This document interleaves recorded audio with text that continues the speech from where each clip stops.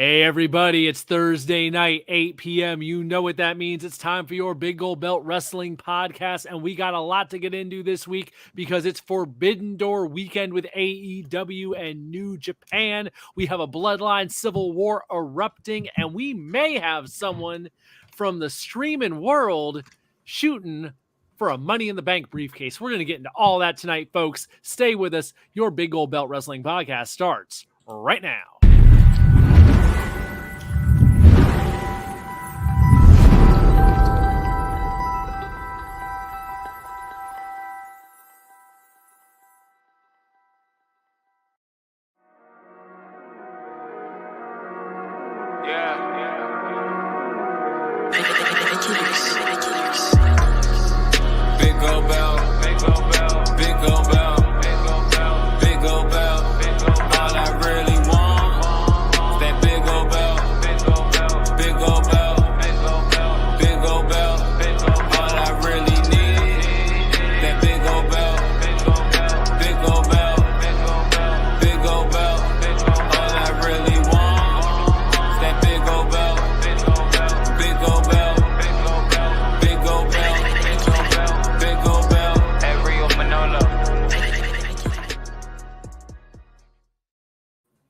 Good evening, everybody. Thursday night, 8 p.m. Your Big Gold Belt Wrestling podcast is on the air live. It's your boy Will here with the big man, 2 Chains back after like a month. Up to my right and up top to my left, the Giant Crab is here tonight. Gentlemen, it is good to see you on this fine Thursday night. 2 Chains, it has been a bit since you have joined us. So yeah. There has been screenings and just other obligations, but I haven't been on the show. But of course, I have not been missing from the content. But you all have been holding it down, so it's all good. Yes, indeed. We keep it going one way or another every darn week, Thursday night, 8 p.m. We have been here in some form or another of the crew holding things down as we get through wrestling each and every week. This week, my God. Dark Side of the Ring, you know, it's always dark. It's always kind of twisted. It's always kind of weird. But I think it even took an odder turn this week since we went into the carnival world. We went into Doink the Clown this week. And specifically the original Doink. Because, you know, there's been many versions of Doink. Hell, there's probably Doink still out there wrestling this weekend somewhere on the indies. Probably in multiple locations, I bet, at the same time. Because that is the nature of the Doink the Clown character. But Matt Bourne, the original Doink, was featured on this week's Dark Side of the Ring. And I know you had a long talk with the creators of the show for the season launching. That is, you know, featured on the stream if folks are looking to check it out. But I thought they did a heck of a job on just the whole Matt Bourne story of his prior career to getting to Doink. Him breathing life into Doink, which I think really is the key to why that gimmick still even exists. Because pretty much all the memorable things I really ever think of with Doink the Clown specifically involve his run as Doink the Clown. The other Doinks that came years down the road, they don't really figure in. It's all about his interpretation. The evil, you know, Simpsons clown version of Doink. With the twist to it. That always hold on. I need some context here really quick because, like, first of all, I haven't seen it yet. I'll get to it, but I've been hearing folks say that this may be the wildest episode that they've seen since, obviously, like the plane ride from hell. I mean, he's a crazy guy. He's crazy. That's for sure. I had no clue. I really had no clue. I guess he had me fooled. Put it this way, it's the classic old, you know, wrestler story of a tough guy mentality. There's a lot of drugs involved. And then once you get past all that, you know, your typical 80s, 90s, old school wrestling stuff, then you have the whole twist of there's some very shady circumstances regarding how he passed away. That was the part I didn't know about, really. Okay. The depth of like that whole part, which we get at the end in about the last 15 minutes of it. So even if you just know the wrestler, there's stuff in there that I had no idea about with how his passing is very suspect. His daughter has a lot to say about how things went down. So to kind of wrap up the show talk. Is this an episode to go watch immediately after listening to us? Catch it when you catch it, or like, it was meh. No, I really liked it. I really liked it. If it was, even if it was just like straight up, just what I expected, covering Doink, like the character, I would be like, okay, that would have been cool. But the added stuff at the end regarding his passing was really some stuff I had no idea about. So I just want to leave it at that. I don't want to spoil anything there, but there's definitely there's ex-wives involved, there's current wives, and some very interesting stuff regarding how he passed and what was investigated and what may or may not have happened. So check it out if you haven't. That's this week's episode. Next week they're doing Junkyard Dog, which will be another interesting one. More of the the 80s, 90s craziness in the wrestling world. So yes, indeed.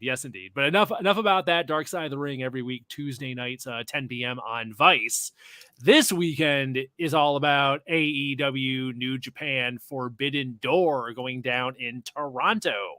So we were talking about this before we went on the air, me and Crab. Didn't you go to Forbidden Door last year too, James? I did. And, it's crazy how it almost feels like a lifetime ago when I went. But I want to say that was coming right off the cuffs of when COVID was still very much around, but also kind of fading away. So people were kind of in that purgatory moment of like, do I wear a mask or do I not wear a mask? I say that to say that, like, while it was a lot of excitement to be at the show, there was a lot of fear of catching COVID from being out there. And like, it's crazy to think that 1 year ago that was still very much in play.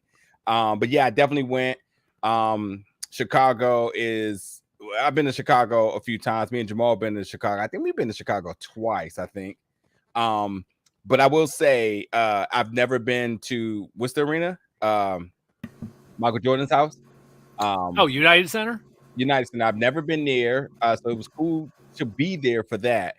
But it is as advertised. Once we was out the arena, it was a dark, gloomy night in the streets of Chicago. But I went, did the whole press thing, did the scrum and whatnot. But yeah, it was a lifetime ago, man. And Jamal helped cover remotely too. So team effort in terms of the coverage for that last year. But yeah, it just felt like a lifetime ago when that was. Yeah, that's why I was trying to remember. So I was like, I remembered someone from the group was at that show. And we were talking about this before we went on, me and Jamal, how the Forbidden Door show, this is the second one now. It's very dependent on, you got to be in AEW, you got to be into New Japan. And if you're not, if those aren't two things I think you have a real vested interest in, I'm not quite sure what's at the table for you.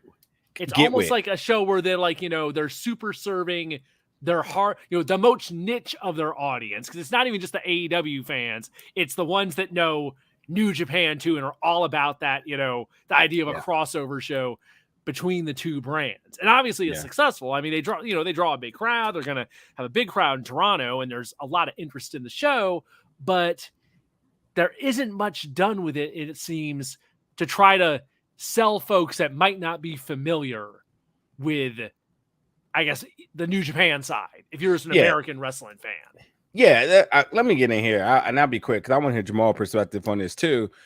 Because, like I said last year, it was an AEW show, AEW show that had New Japan talent on it. I know they call it co-branding or cross branding, but it was never about that. But yes, there's definitely an advantage for both sides here. We know that New Japan, I think we can assess this at some point in one of our shows, that New Japan's complete target and end game was to get American viewership, American territory. This has been something they've been working on progressively before the pandemic. The pandemic gave it a little bit of a hiccup. They worked with Impact. There was a deal apparently that they were supposed to work with WWE, and then they've been doing stuff with AEW. To the point that like their talent almost feels like a sacrificial lamb for the sake of these shows and for the sake of dream matches, because that's not what New Japan is looking for. They're not looking to get their talent over. they're ultimately trying to get their brand notoriety by saying, if you heard of AEW, we're working with this other show, whether you heard of them or not, whether you know their long length of history with this promotion. But it starts to become a household name, so that when they do decide to run shows such as Capital Collision and the shows in the Bay Area, that folks are like, oh, I've heard of them because they've done stuff with AEW. I know that seems very small-minded mentality about this, but truly, we know the promotion has money. We know the promotion has talent. But do folks know the promotion in America? And that's the one thing that they've always known, that they have got to figure out how to get American viewership.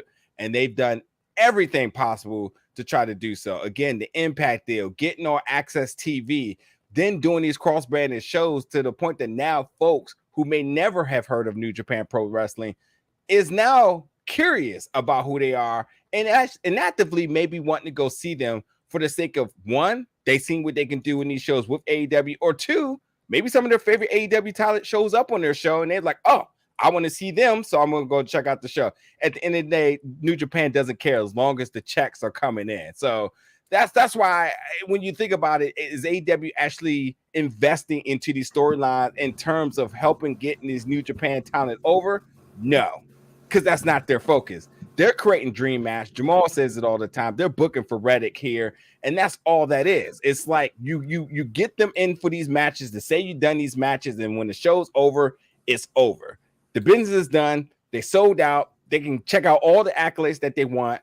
Bada bing, bada boom. But New Japan, on the other hand, are like, okay, cool. We actually are making territory.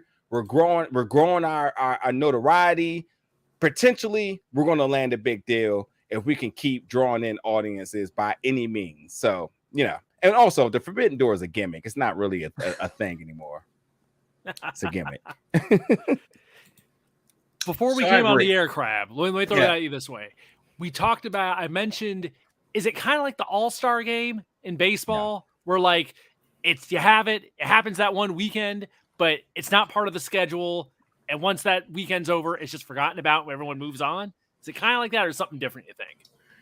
Well, I think for the casuals, the 95% of the population, it's worse than the All-Star game. It's the Pro Bowl. What year Pro Bowl? Like last year? All the ones outside of Hawaii Pro Bowl. Basically. It's the Pro Bowl in the soccer stadium in Los Angeles. And I don't say that disparagingly because there are people that are really into it. The Pro Bowl sells out. People go. People fly to Hawaii for years to go to the Pro Bowl. They also canceled it one year too. Well, there's that too. But the idea is it is a thing, and it's a niche within a niche, and that's the problem.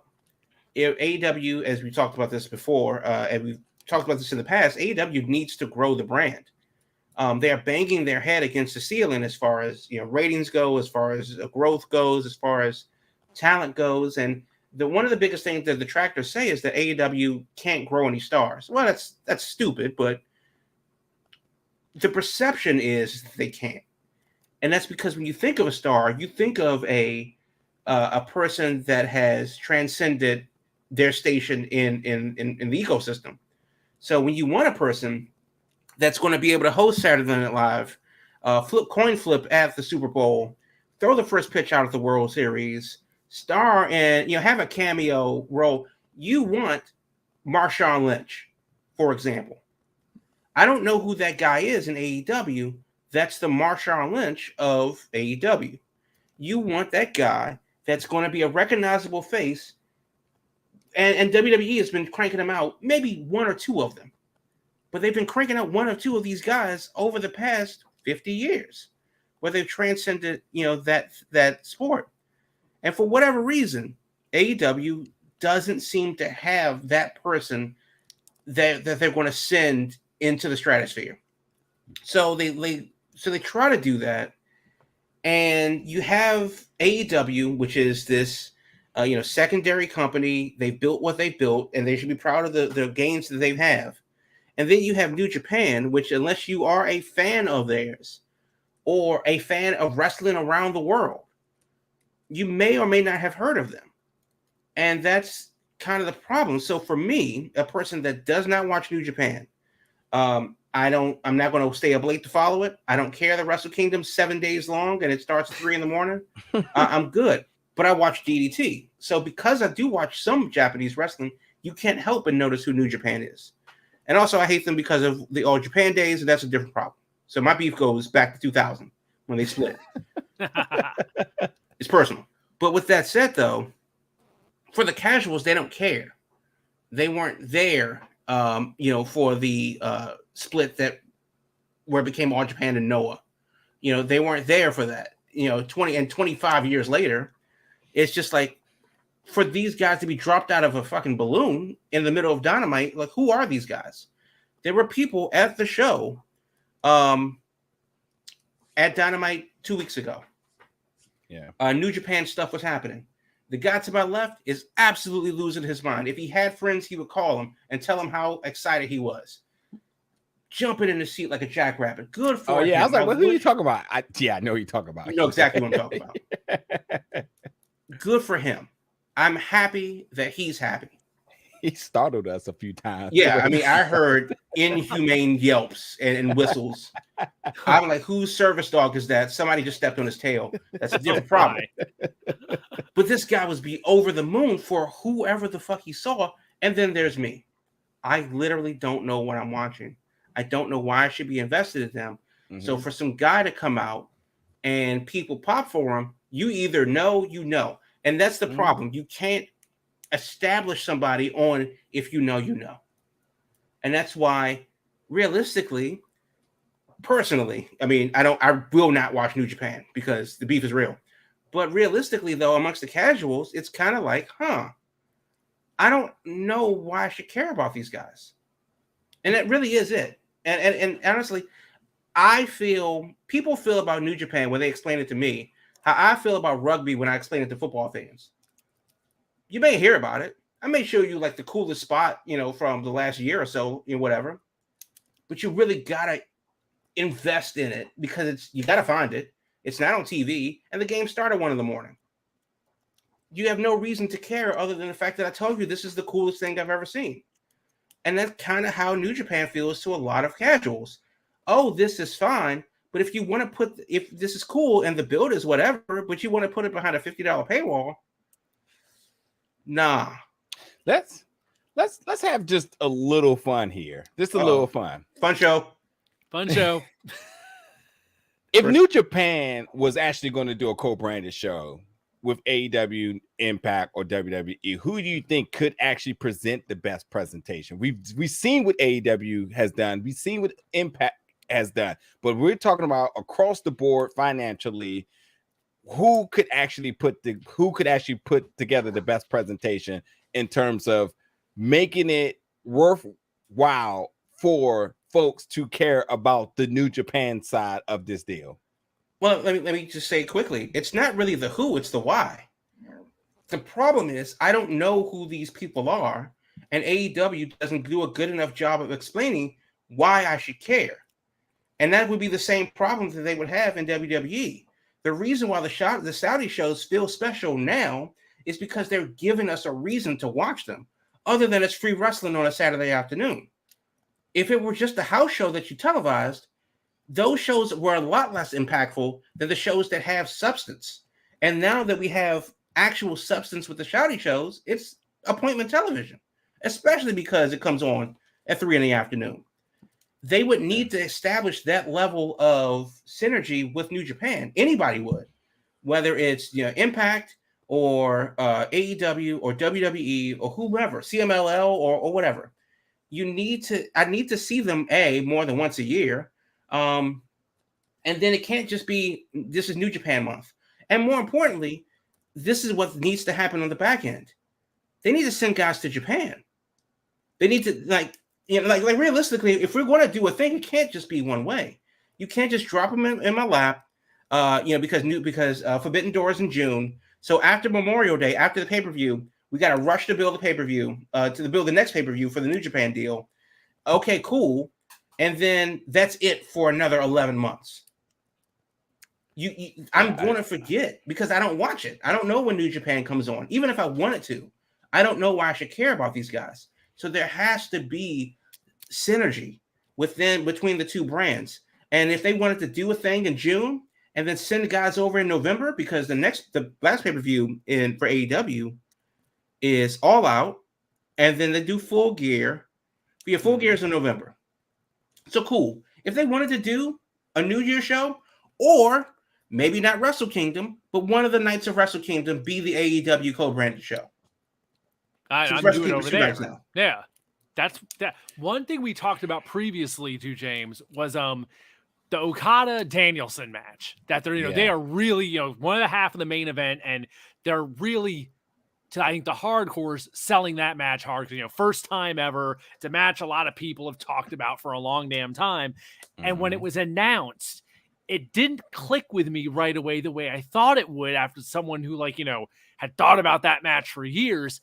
And it hit me why when we were doing the show a couple weeks ago. The reason it didn't click with me is because in my head, it was always the idea that Bryan Danielson leaves WWE and he goes to Japan and he faces Okada in New Japan on a New Japan show. Instead, we're getting Okada comes here and he's facing him on an American wrestling show. It may be cross-branded, but the show don't feel like a New Japan show. And that's a big part that's missing for me. I think. Yeah, spoiler alert. I also listen to the shows when I'm not on them, just so but for me, I think that's a big piece of it, though. It is. This feels like an AEW show with guest stars from New Japan. As opposed to a true cross-branded show. Where's the New Japan, presence beyond the wrestlers? Me and Jamal talked about this. Me and Jamal talked about this in person when I was covering Impact extensively, especially, and this wasn't when Kenny Omega came through the Forbidden Door. It was actually beforehand. So the fact that have been watching Impact religiously, and then for that moment to happen, it was a big deal. It was truly the Forbidden Door, and it wasn't worked as a gimmick because an AEW star came into Impact and actually shook things up, gave us dream matches, gave us things that you never expected to see, and it was unpredictable because while he was a foreign talent coming into the brand, the promotion, he was winning, and you had matches with him and Rich Swann that really wasn't a good match, but it still happened. Moose, everybody had their chance. Like, it was a big deal. Granted, that was the Forbidden Door. So we seen how it could work when it wasn't like a gimmick, when it was truly But then we started to talk about it a lot. When are we going to see some of the women come over to AEW, especially during the pandemic where we had these closed sets where folks were getting drug tested, COVID tested, where we had the bubble, and you had folks, Jordan Grace, Tasha Steelz online saying, hey, Deonna Purrazzo, hey, we're ready to go. It never happened. But yet you had the talent invested, you had the fans invested, you had something that was truly special happening. And then the deal was done. Advantage AEW. Nothing for Impact the game. Impact being the most resilient brand of all pro wrestling, still found a way to still push on after being almost Julius Caesar, stabbed in the back and was just left to die there because you thought it was going to be something a lot more than what it was. So to that point, I had a bad taste in my mouth about AEW doing co-branded shows. Then they started to run this Forbidden Door gimmick thing. And then we started to see, that they're going to do something with New Japan. This is going to be special. And again, if you look at the show last year, you had all the AEW talent go over. It felt like an AEW show that was booked with New Japan talent on there, not a co-branded show, but just almost like a soccer loan where folks were just coming over, they got a paycheck, and then they rolled out afterwards, and that was it. Thus, the problem Jamal had, did we know who these folks were? Nope. How do you care? And on top of that, it also kind of makes the match kind of unbalanced because you got AEW fans in America cheering for the folks that they know against arguably talent that could have been better than some of the other talent, but nobody invested in them because nobody knew who they were. So it felt kind of lopsided at times in terms of the presentation and in terms of the crowd and involvement with it. So once again, I get back to it just doesn't feel like this is truly a co-branded thing, but AEW just get the New Japan folks getting a check, getting a temporary visa, and they're out of here. It was a lot special when the indies were at its highest, where you had folks like Suzuki showing up at GCW, and you're just like, holy hell, I have no clue what to think here and what's going to happen, but I'm all for it. It was special because we started to see folks who had never been on American soil in this capacity show up facing folks, any and everybody. And so that special moment and that special feeling of what it is to see New Japan talent or just new wrestlers in general come over and face other top talent here, it doesn't really add to the momentum of what this show could be. Last statement to this is that this is why, again, Jamal point makes so much sense, because now you got yourself in a situation where folks don't even know who the talent are, and the special feeling of doing the show doesn't really exist because it's already happened. So it just doesn't feel like a special pay-per-view at all. So it doesn't feel like the Pro Bowl. It doesn't feel like All-Star Weekend. It doesn't feel like anything. It's just it literally feels like a super indie show. Just another one. If you didn't know no better, if you open and close your eyes, you'd be like, PWG. They're doing the show in a very big arena in Canada this week. Imagine that. It's PWG starring New Japan. They brought a flight in and got to book a bunch of New Japan wrestlers. A couple of Smash wrestlers in there, just this. Yeah. I mean, that's just like we've been saying, it comes down to, if this is what you are into and you are into New Japan, I'm sure you are going to lap this up. You are going to want seconds, thirds, fourths, and fifths. Mm-hmm. You are not going to be able to get enough of it, and you will love it. And great, that for that audience is going to be awesome. I mean, hell, I am very interested in the Okada Danielson match. Yeah. Outside of that, the rest of it, I'm kind of like, eh. This shows the Raising Cane's of Maryland right now. It's like, some people are excited, and some people are just like, nah, I'm good. And then some people get it, and they're like, yeah, this is pretty bland. Jamal, of the card, is there any match that even piques your interest? Athena versus Billy Starks. What was the Forbidden Door part on that one? I guess Billy Starks getting on pay-per-view, maybe, which is very cool for her. Yeah, I love it for Billy. A top indie talent who definitely deserves a spot on somebody's roster. Is she signed to AEW? I forget. Officially, I'm not sure, but realistically, probably yes. Okay, yeah. I think she's got one of those lower level deals at the moment where they're definitely using her. But I don't think she has not gotten the graphic, I don't think. Yeah. Diggs, BTW7, what's up, my G? What's up to you? Thanks for coming through. But here's the deal, though. The one out of the 11 matches that I see listed, the one that jumps out at me is the one that I could see on Ring of Honor. And that's Billy Starks and Athena?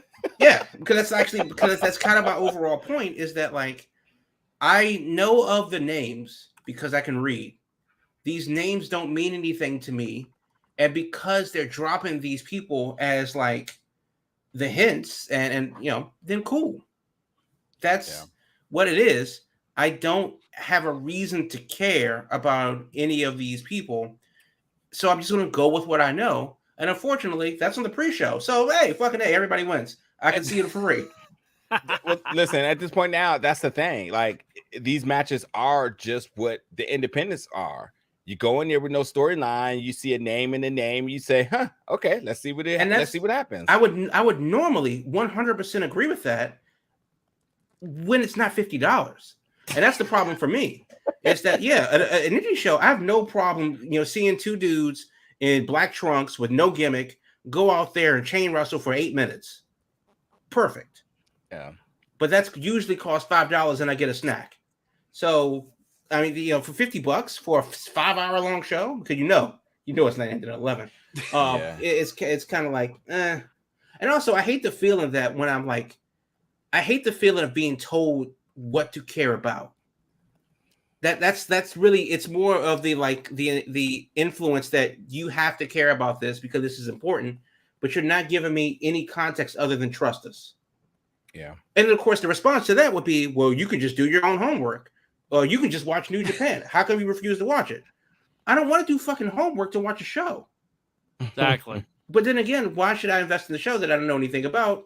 That you're not telling me that, but you're telling me to take it on faith. So it goes back and forth in a circle. But Athena versus Billy Starks, I will absolutely do it. And the last thing, because we should go to break soon. Why aren't there any Canadians in the Owen Hart Cup in Canada? Apparently Tony was asked that today at the press conference conference call, and he essentially just said he booked the best tournament he felt he could book regardless of the nationalities involved. He was just looking at names. excellent PR training right there. All right. Yeah. Last thing I want to say is for the matches for me, I think I can't remember, one of you all said it a couple of shows ago about Orange Cassidy being the workhorse without saying he's the workhorse. Right. Yeah. I'm very interested to see this because he's in the ring with 3 other workhorses that we know about, and it's always good to see Shibata on his feet. You know, that was a person I never thought we would see back in the ring. I literally don't know who that is. But yeah, but beyond that, I am interested in Adam Cole and Tom Lawler because I think for somebody who's really been the backbone of New Japan Strong, it's good to see him get a little extra attention and eyes on him for all of the work that he's been doing since leaving the UFC. You know, he's been in MLW for a long time, and I still don't think folks know who he is. And I think the first time some people see him, they will be like, huh, that's an ex-UFC fighter. And forgot that this guy's been wrestling. He's done the work on the independents. He's done signed with MLW. He's been also with New Japan Strong. So, like, good to see him sort of get a call up, if you ask me, to the big stage. There we go. All right, we have got a long first half here, so let's keep it moving. Let's get to our break real quick, mid-show break. When we come back, we'll have the Indies Spotlight, and then after that, we got to talk about this civil war that's breaking out inside the Bloodline, because things are a-changing. Stay with us, folks. Your Big Gold Belt Wrestling Podcast will be right back. Are you a fan of all things media? Are you a fan of professional wrestling and sports? Then you need to check out Big Gold Belt Media. We're the ultimate destination for all things entertainment and media, with the latest news, interviews, and analysis from the world of the aforementioned entertainment realm. Our team of dedicated journalists and analysts will bring you exclusive content that you're not going to find anywhere else. And we're not just an online destination.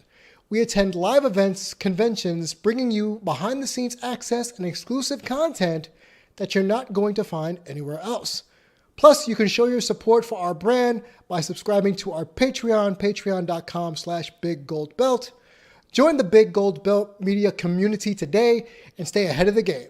Follow all our social media platforms at Big Gold Belt for the latest updates and exclusive content. Whether you're a diehard wrestling, sports, nerd culture fan, or just a casual like some people, Big Gold Belt Media has everything you're going to need to stay informed and entertained. So what are you waiting for? Check us out today at biggoldbelt.com. That's biggoldbelt.com. All right, welcome back, folks. Second half of your Big Gold Belt Wrestling Podcast, and we always like to kick off the second half with the Indie Wrestling Spotlight. So, Giant Crab, let's going on in the Indies this week. Yeah, so we were talking a lot about Forbidden Door being in Toronto, and I talked about last week we have Femme Fatales and Smash Wrestling Defy Progress, the actual collaboration shows that are happening on the 25th before Forbidden Door, which is happening at Scotiabank on the 25th. But then you have, next week they're in Hamilton, Ontario, Dynamite and Rampage, which is about an hour down the road from Toronto. Cool. Ethan Page, territory. Surprised he's not, factoring into the thing a little bit more. On Saturday, you have, on Thursday, because Collision is actually going to be taped. That's also in Hamilton. So it's 2 nights in Hamilton, which is interesting because I think they're kind of oversaturating the market. you have Toronto, which is the major city. Hamilton is a fairly small town. There's 3 big shows, 2 big shows there. Interesting to do. On top of all of that, going into the next weekend, you have June 29th, the Lucha Block Party from Demand Lucha. It is El Hijo del Vikingo, Gringo Loco, Sam Adonis, Jack Hartwheel, Speedball, Mike Bailey. They're all going to be there. Brian Cage, so it's going to be an interesting show. And that's going to happen at 1605 Queen Street West in Toronto, Parkdale Hall. It's on the West End. It's Saturday, June 29th at Parkdale Hall in Toronto. So if you're in Toronto, it's going to be a lot of wrestling happening with AEW and Forbidden Door. It's going to be a lot of wrestling happening, in the area around Forbidden Door. And then you have Demand Lucha happening the next week afterwards, because Collision is also going to be in Hamilton that night too. So a lot of things happening. It's Demand Lucha. You can get your tickets at demandlucha.com for the Lucha Block Party. That's a Thursday, June 29th. Before you go, you can either go to a Collision or stay in Toronto for Demand Lucha. So either way, it's going to be a good time. So Demand Lucha, demandlucha.com, and that's the Indie Spotlight for this week. Awesome. All kinds of stuff going on with New Japan and all the New Japan wrestlers. Mad Chocolate Gaming had a comment he threw in before we went to the break about, I bought Forbidden Door 2 and the New Japan Strong Japan show. As more of a New Japan Pro Wrestling fan, a 2-night event for $30 for both is the better deal in my opinion. I think he's talking about at the beginning of July, there's a 2-night New Japan Strong show happening on the 4th and 5th at Korakuen Hall in Tokyo. And I'm guessing that is the show that's $30 for both nights of that, as opposed to, one night of Forbidden Door and AEW teaming up. So we get WrestleMania and we get WrestleMania Payback. Right? We get Forbidden Door. We get, New Japan Independence Day, I think it's called. So I'm just saying there needs to be more. This was the problem that we had with Impact. There needs to be more synergy, more confluence between the companies. It's not just the AEW show bringing you to America. They can do that by themselves. They have an audience by themselves. Obviously, we need to see a little bit more on the other end, so that they give us an opportunity to see more New Japan for people that wouldn't, so that it's not so unfamiliar when they come back next year. Yeah. Make it more than just a once-a-year cameo, more of a regular basis kind of thing. And then I think folks will be more familiar with it and more likely, it'll get beyond that niche of like, well, you got to know. And if you don't know, that's your fault. You need to do the homework. It's like, look, folks only got so much time, and there's only more wrestling being added to the schedule every damn week as the time goes on. So folks are busy. It is what it is. It is what it is. Let's switch gears, because Lord knows there's other stuff going on in wrestling within the last week. It ain't all just about New Japan, because we got a civil war brewing. And last Friday night, we had the shot heard round the world. Jey Uso chose his brother and fired his shot at the tribal chief. And it's been branded the Bloodline Civil War that we will be seeing at Money in the Bank a couple weeks. I guess next weekend after this. No, it is the weekend after this. 1 week away from this week. Are they calling it the Civil War like the Marvel Civil War? Well, I think it's both that, and I think it's the idea of family versus family. How families were split apart during the Civil War. So the match at Money in the Bank is going to be the Usos against Solo and Roman Reigns. Okay. So it's all within the family. It's it's going to be tag team action, and they're calling it the Bloodline Civil War. But here was my question to the two of you as this begins. We got the shot fired. It's been brewing for weeks, hell, months even. Hell, in some ways, it's been brewing for years. Is this the beginning of the end? Is this the beginning of Act 3 of the Bloodline saga? No, you don't think so? Let's hear this. This man is looking at those ratings. And if the cash is still printing, no reason to unplug it. So until analytically it's time for it to fizzle. Absolutely not. But there also may be a blessing in disguise here. Also, I love everyone's like analysis on the Usos involvement in this storyline. I was listening to our guy Brian Waters, and he was talking about the conflict between the brothers this entire time, how they were, just little things you can pick up on, like them wearing opposite colors, and there was always going to be that friction between them. Also, like working through the out of wrestling stuff to still get to this point of success is also something folks should be talking about with WWE in terms of putting Jay or Jimmy who had the DUI. Oh, gee, I always forget. Jay, I think. Whoever had the DUI, Let me Uso. Working through the rehabilitation, getting him back, keeping him on the right path. He has been out of the news, so they're doing something right. Jimmy's the one who's had the issues. Yep, doing something right, keeping him and then keeping him involved in a story. I mean, it's remarkable here. Also, if you think about this, on the other hand, like Jeff Hardy's being written off of AEW, because I'm going to guess that he probably still needs a lot more time to really keep himself in order, but whatever. But I just think that they've really been telling some amazing story with the bloodline here.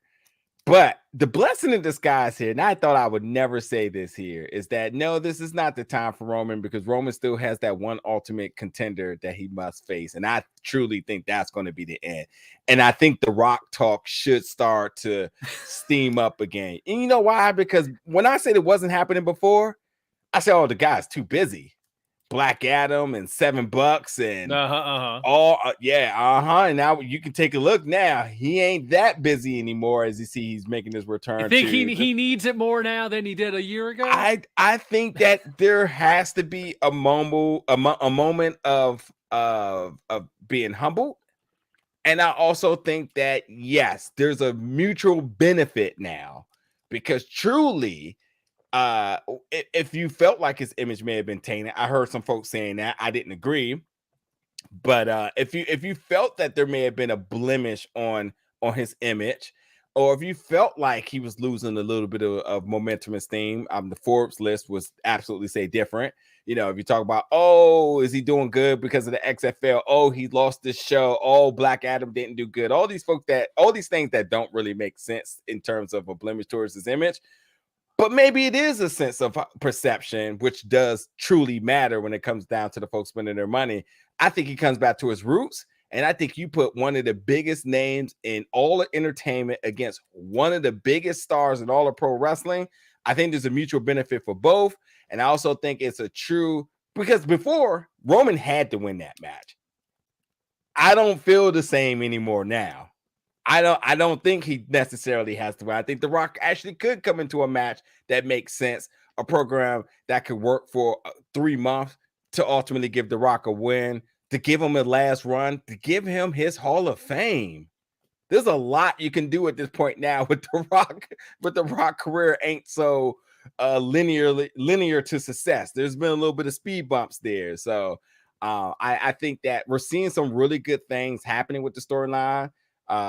With the Usos still doing good, Solo really getting a huge bump coming from NXT. But I think when it comes down to Roman, I think there's still a lot more that the old man wants to do before they end up pulling the plug on him. You can't say the old man and then say pulling the plug in the same sentence. Yeah. Choice of words. Yeah, this is why I think that is plausible, but ultimately insane, which is probably why it's going to happen. I'm not saying that I want to see Roman versus The Rock, because I really don't want to see Roman do anything ever. But it would have to be the right person at the right time to take the belt from him. And because we've already seen what happens when it's the right person at the wrong time or the wrong person at the wrong time. The Undertaker lost at WrestleMania. Everybody went, oh my God. And then they took a minute to think about it and they went, well, why? And then, of course, he wasn't done. He didn't retire. He didn't whatever. It's not the moment that he loses the belt. It's the next 5 minutes after that that really is more important, because once you get over the initial shock of Roman losing after 1,050, 1,200, whatever days, the question is, what next? Right. And I think the real question is for Roman, it's not losing the belt, but what next? Does he retire in that moment? Does he, transition to a John Cena, Brock Lesnar schedule that he's starting to do already? What next? Because we could debate all day long who should be the one that takes him, and there's a really good case for a lot of people. Could it be Sami Zayn? Could it be Cody Rhodes? Could it be somebody that they haven't brought in? Maybe if they surprise everybody and have it be Logan Paul. I mean, but the idea is you can make a case for a lot of people. But then what? And that's the thing that kind of has me stumped, because I don't know where you go from there, because there's so many people tied to Roman, not just the Usos or Solo or Heyman. There's so many people in that division that he's basically it's the giant black hole that everybody's kind of circling around. And it's like, well, now what? And that's probably the most compelling about this of all of it, is just not, it's not the moment, but it's the moment after that makes me go, where do they go from there? I think two things. I think Roman deserves a break for being in the ring and being on the road with WWE. I also think Roman has a lot of work to do on life outside of WWE. I think there's a tremendous ceiling for his growth in entertainment. And I think being across from The Rock absolutely helps him on that note.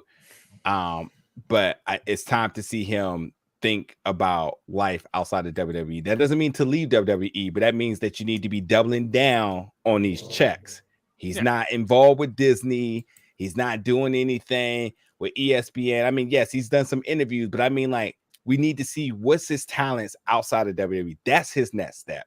The other thing is, while you do say he's attached to a lot of folks, and it does feel like a black hole around him, I also think that there's still a good rotation of things happening around him, that these folks aren't dependent on him in order to be relevant. Cody's fine right now. Brock is fine.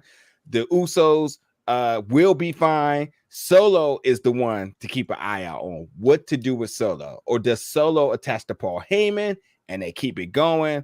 And then you think about Sami Zayn and Kevin Owens, they're doing fine. So I think you remove Roman, and I think everybody will be okay. I think the fans and the audience will miss him just for his return, his celebrity, his popularity, and his paycheck to be bigger once he returns. And I think WWE will fully condone the idea of him becoming a bigger star because he went out and did what he had to do. So it will be interesting to see, if he does do something with The Rock, or if it has nothing to do with The Rock, but whatever has him to leave, who's going to be the first at the table with a deal to have him stay busy on his off season?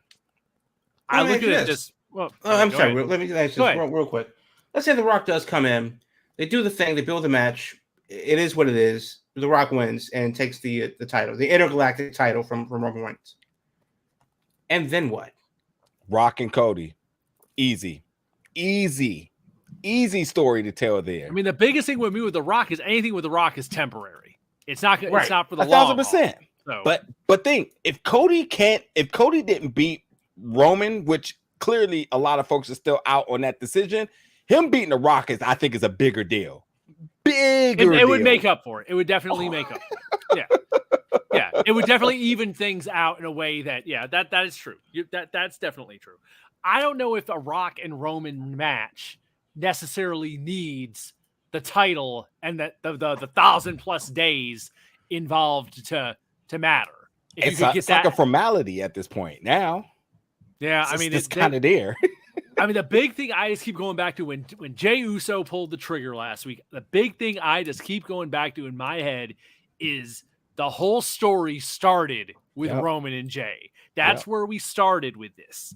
When he first came back, when the tribal chief first started up. So in my head, it's like, it's the perfect full circle thing to have Jay be the one to end it. Have it start with him, have it end with him, because the story's been all about him manipulating him and him being abusive to him and Jay not trusting people, and then all the stuff with Sami Zayn, and there's a long form story to tell there. But I don't know. In a lot of ways, I think Cody did the whole thing about finish the story. And I'm like, his story wasn't Roman Reigns.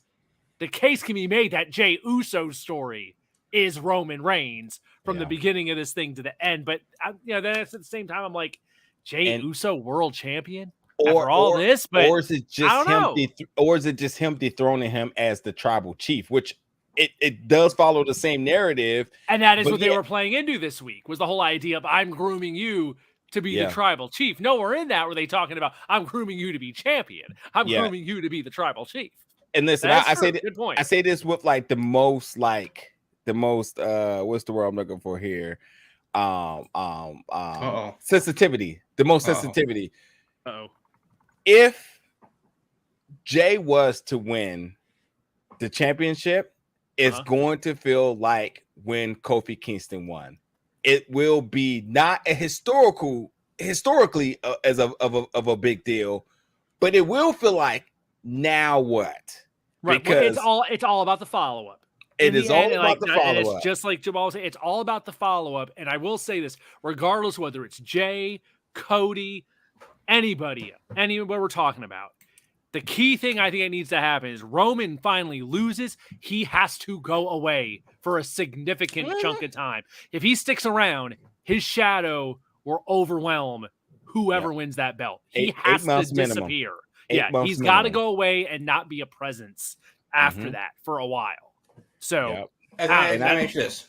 Is there anyone in NXT right now that they could secretly, low-key, possibly long outside chance put them in a position to meet Roman Reigns at the finish line?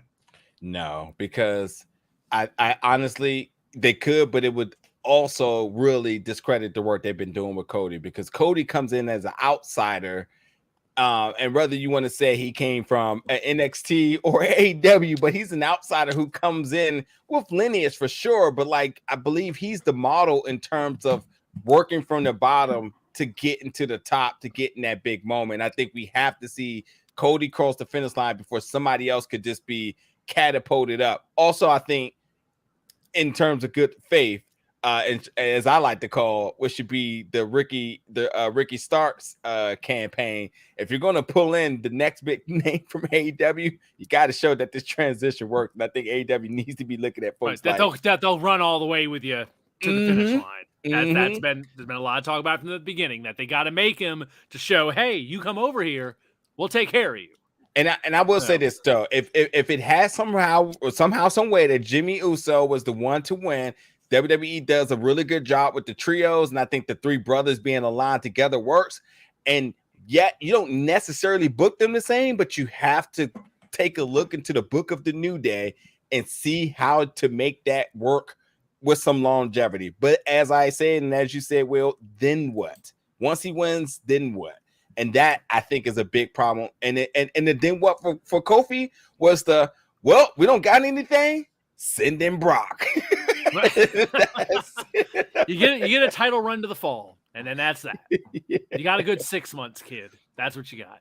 Yep. All right, let's switch gears for our home stretch here, because we had a familiar face resurface this week on Raw and immediately insert himself into Money in the Bank. We mentioned him a second ago. Logan Paul is back. He's in Money in the Bank, and it immediately made me think, simple question, guys. Is Logan Paul Mr. Money in the Bank? Is he the guy to get that briefcase? Because in my mind, the first thing I'm thinking is, they love that publicity. And if he's willing to take that briefcase everywhere, like we know they like to do, we've seen the pictures before, of people with the briefcase on the bus and at the airport. This could pass that. Listen, my man's going to show up the UFC, his brother's fights. He may get another fight.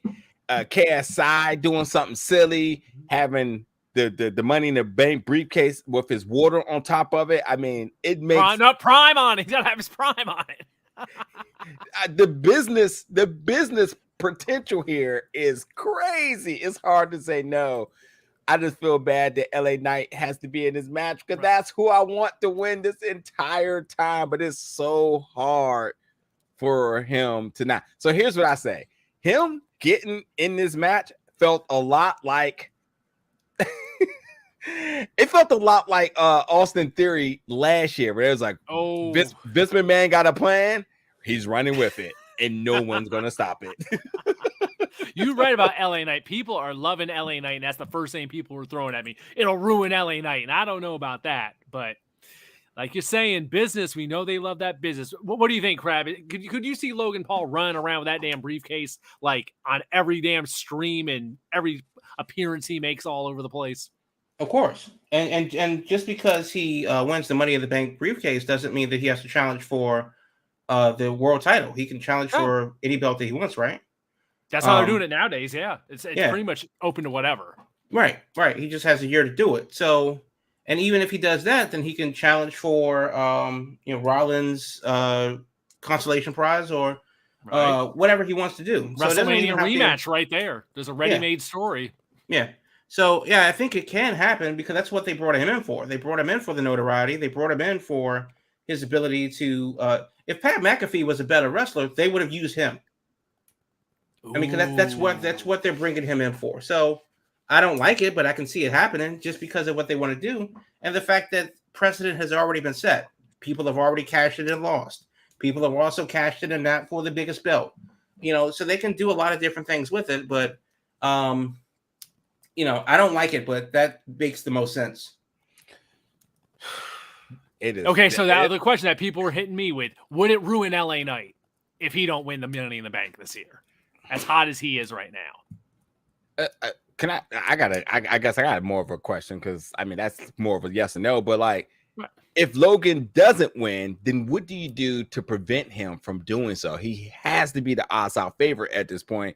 So what do you do to prevent him from winning? Because him laying aside on the side of the ring, faking he's fatigued or whatnot, ain't gonna work for this. Yeah. He'd have to have some big highlight moment spot where he crashes and burns. So he's got to have his big Sports Center gifable moment like last year when him and Roman and he did that big that he did the selfie elbow drop to the table. Remember with the phone, something like that where he gets all his publicity and all that, but it takes him out of the match. I would say something like that, and hell, that's what Money in the Bank's all about. Is some big car crash spot. So I don't think that'd be hard to do. Yeah, I don't know. It is thinking it's next week, I guess the only thing would be if they use something with that to transition him into another big feud of some sort. Of with course. somebody. I don't know. That's the thing. Exactly. Yeah. Outside of the whole stuff with Seth, which is ready made for him to have the briefcase, it's like thinking who would make sense for Logan Paul to work with that he can really jive with. And folks have been throwing rumors out there that Bad Bunny may try to do something with him, but I don't see I know Bad Bunny loves wrestling, but I don't see Bad Bunny out here putting together another 2 months of working for WWE. I feel like there's some other endeavors. If they're gonna do something like Bad Bunny and Logan Paul, that screams WrestleMania. Yeah, I don't see that happening until something like till then. You don't think SummerSlam is big enough for it, right? If it was happening at SummerSlam, I think we'd already have an idea of it coming by this point. Because SummerSlam's not far away; it's less than 2 months.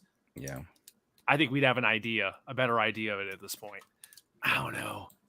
I don't know. We'll see. Any other thoughts? We got a minute or two left here. Let me just say real quick, because we were talking about Money in the Bank. If you're going to London and you're going to the Money in the Bank show, they're going to have an actual WWE store pop up at the Icon Outlet Shopping Center at the O2. That's on the upper level. The store hours are on Thursday, June 29th. That's a week from today, noon to 8. Friday, June 30th, 10 to 8. Saturday, July 1st, 10 to 8. And Sunday, 10 to 2. So if you're not going to get merch at the stadium, if you're not going to the show, you want some merch, the Icon Outlet Shopping Center at the O2 upper level. You can get there from the North Greenwich. I refuse to say Greenwich, but the North Greenwich metro station, the Tube station, London. So I think it's interesting, and I really like the fact that they're actually bringing a store together, because if you can't go, then you might want to get there early, because there's a lot of people that would like to go, they just can't, and want some merch. So go get your London merch if you're in London for the show. Yeah, it's like they're bringing the WrestleMania Superstore gimmick Exactly overseas. And hell, with it being an overseas show, they should, for these big events, absolutely. Yeah, the one that WWE doesn't slight these locations that they rarely go to. They make sure they get the whole package, because who knows the next time they may come around. So, like, good for them and making sure that these folks, regardless of the name of the pay-per-view, feels like it's a big deal each and every time. My last question for you all, two things. One, next week topic idea, but before that, Fuego de Sol says he is leaving AEW. What does he do? I think this is a very interesting talent, and I feel like this is going to sound kind of crazy. I feel like AEW let him down. I was really rooting to see somebody I hadn't knew anything about, who started to gain momentum, who had worked some pretty decent matches, who, when he got signed, was a big deal. I was truly looking to see him get the development of a Darby Allin and Jungle Boy. So him not resigning, which to me means that he wasn't offered to be resigned, screams they failed him. What happens in this scenario with this guy? I need to hear something from you two really quick before we roll out. I make it quick. The very next thing for Fuego, live Pro Wrestling Dallas presents Live Pro Wrestling. Catch these hands. That's Friday, June 23rd, St. Jude Hall, 2625 Cooper Street in Arlington, Texas. The meet and greet is 6:30 Central. Doors open at 7:30. Get your info at ProWrestlingDallas.com. Show starts at 8. Go support your boy. He's facing Matt Sydal on the show. That's Pro Wrestling Elevation. Dallas. 2625 Cooper Street in Arlington, Texas at St. Jude Hall. Go ahead and get that. Get that June 23rd. That's tomorrow. What Crab said, hit the indies. Get out there and start getting on some streams and get on something and get noticed, because I think that's the biggest thing nowadays is just getting noticed. And clearly he wasn't getting noticed there in the crowded field that is AEW. No, so we knew what this was. I mean, his boy got him the job. The job was a 1-year temporary contract. They didn't renew it. I would have been surprised if they did. I mean, that's why a lot of people that are in that lower, mid-card section. Scorpio Sky got like a 10-year contract. Scorpio Sky got a franchise tag, and then he got injured. I ain't mad at him, but he got some Randy Rhodes' cousin. He got some founders hookup of some sort. He got a franchise tag. You started to think who got dirt on who. But he's Brandy's cousin. So, and then we've seen it all, where Jericho brought Luther in. Sammy brought in not Scorpio Sky, but Sammy brought in Fuego and a couple other of his friends that didn't work out. We ain't going to talk about them. But the bottom line is, in that All Elite Friends era of AEW, where people were signing their best friends from the indies, if you didn't factor into the plan, we knew what this was. Well, the whole plan changed. Rest in peace, Elevation and Dark. So, but just really quickly for the topic next week, I think we have to talk about the TBS championship picture. There seems to be a stream. There's a lot of narratives running around with this, with Chris Statlander getting a main event match, getting a match 3 weeks in a row, and there's praise there, and then there's a bias towards Jade, and I feel like we have to talk about it.